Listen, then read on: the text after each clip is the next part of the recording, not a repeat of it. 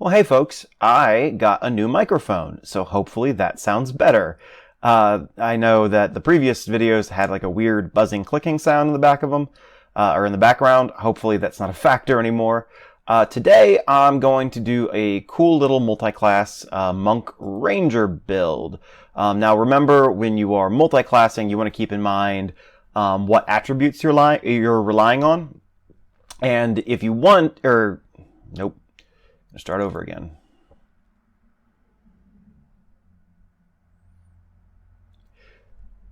Hi folks, I got a new microphone, so hopefully the videos sound better than they used to.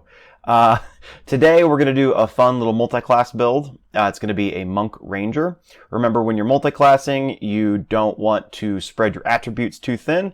Both Ranger and Monk use Wisdom, so that's helpful for our multi-class. Not going to need much strength. We're going to grab some Dex and some Wiz and some Con, and everything else can just be at 10. Hop over to class.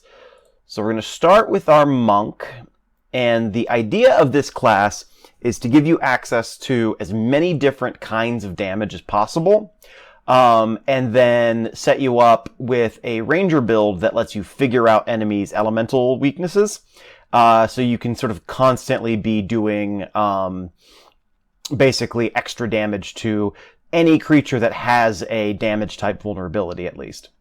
So we'll bump Monk up to level 3. We'll grab our acrobatics. We'll grab our athletics. We'll grab, what do we want to, let's see. Why don't we be, let's be a glass blower. Sure, why not? Of course, we're grabbing we have our unarmored defense, our martial arts, and our key features like we normally do. But we're going to go ahead and grab the Way of Ascendant Dragon, which gives us 2 cool abilities right off the bat. So first, we have our Draconic Disciple, 3rd level Way of the Dragon Ascendant Dragon feature. You can channel draconic power to magnify your presence and imbue your unarmed strikes with the essence of a dragon's breath. You gain the following benefits. Draconic presence. If we fail a charisma, intimidation, or charisma persuasion check, I can use my reaction to reroll the check. And once you succeed at this, you can't do it again until a long rest. We also get Draconic Strike, which is going to be a big deal for our build.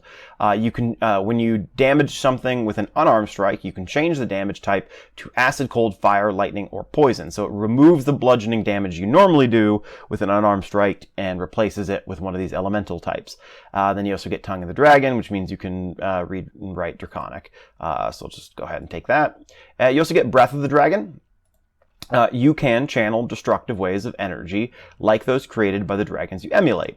When you take the attack action on your turn, you can replace one of the attacks with an exhalation of draconic energy in either a 20-foot cone or a 30-foot line that is 5 feet wide, your choice.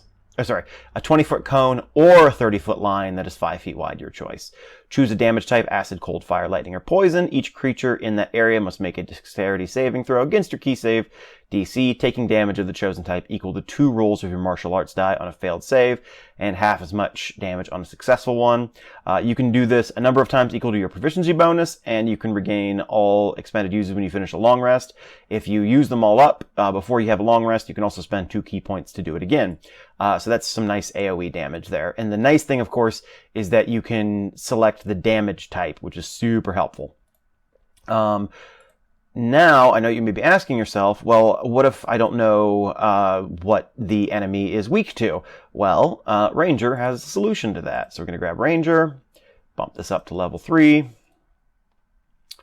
And let's see, we'll grab Proficiency. Why don't we grab Stealth or Survival? Just grab Survival. You know what, how about Nature? Yeah, we'll grab Nature. There we go. Favorite enemy, not going to matter too much. We'll just go with Beasts. And we'll learn how to speak Minotaur. Why not? Just pick Grassland. Fighting style. You have a couple options here. I'm going to go with Druidic Warrior, though, and I'll show you why. You get some cantrips this way. And remember, we're all about trying to get access to as many different damage types as possible with this build.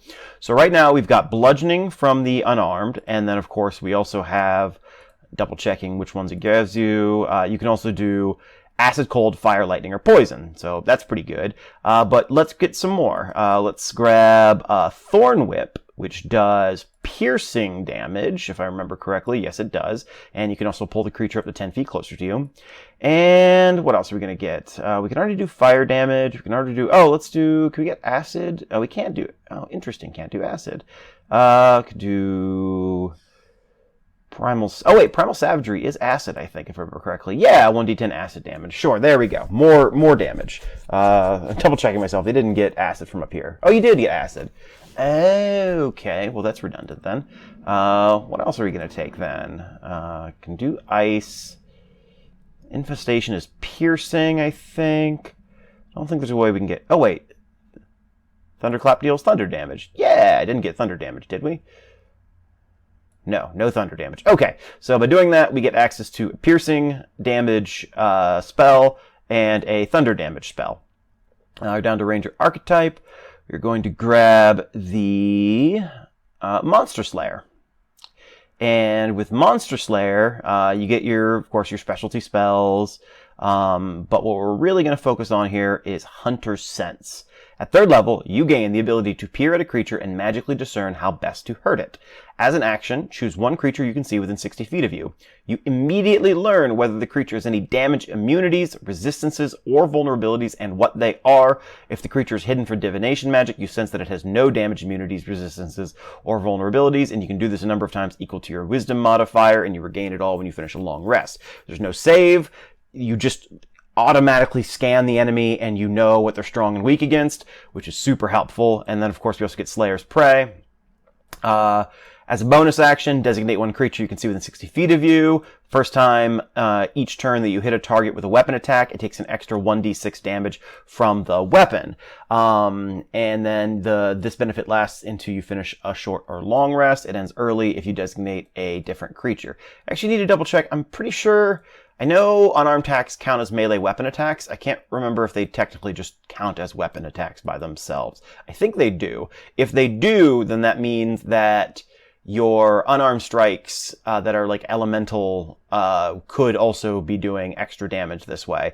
I'm pretty sure I'm right about that, but I need to double check that. I know that I know that unarmed attacks count as melee weapon attacks, but that could be like somehow melee weapon attacks and weapon attacks might be distinct. I need to double check. We're going to hop over here to our race. We're going to stick with variant human. Let's grab, let's speak goblin. And we don't need charisma. Let's do dex and whiz. We'll keep perception, or do you want to do insight? Yeah, let's do insight. And for our feat, let's get, Magic, Initiate, Cleric. Here we go. So this is going to rely on Wisdom, so that's good for us. And we can get the Sacred Flame, so now we can do Radiant damage. And Toll the Dead, Sacred Flame does Radiant damage, yeah. And Toll the Dead does Necrotic damage. And we also get a 1st level spell. What's going to be a good one for us? Because it's only ever going to be 1st level, so Guiding Bolt isn't going to level up. Inflict Wounds isn't going to level up. Kind of just want to do Shield of Faith. Yeah, I mean, it's just a +2 to AC. Why not?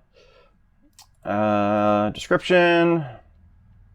Let's be... I don't know. Let's be an Acolyte. Sure, why not? I think that gives us religion. And let's grab medicine.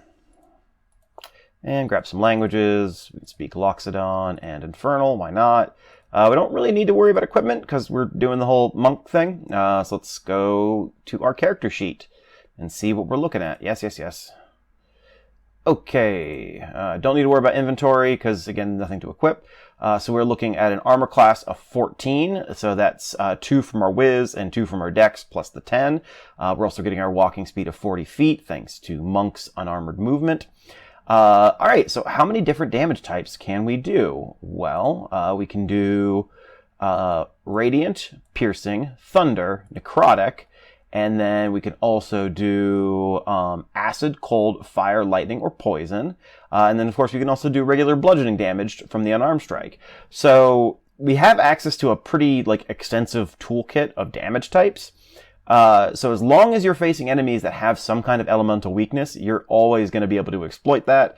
And of course, you can also layer on, we've got Protection from Good and Evil, which is your Monster Slayer magic. We've got Shield of Faith from the feat we took. Oh yeah, we have some spells to pick because we are a ranger as well. So what spells are we going to go for? That's going to be the best pick for us here. Hunter's Mark is always good. You do an extra d6 to the target whenever you damage it with a weapon attack, so that's pretty good. Good Berry is pretty useful, of course. What's Zephyr Strike do again? Alright, you can do some extra force damage. Sure, why not? We can't do force damage yet. Let's grab Zephyr Strike, and let's grab... yeah, we'll do Absorb Elements, because that could be fun. And we'll finish it off with Fog Cloud, because that's always useful. And that's kind of it for today, folks. This isn't like a crazy broken build, but I think it's a build that gives you a lot of different avenues that you can kind of try out. And you have kind of a specialty niche of like figuring out what the enemies are weak to. And of course you can, let the rest of your party know and they can, get in on the game. But that's enough for today, folks. Thank you so much for watching this video. Please consider commenting, and subscribing, and y'all have a good day.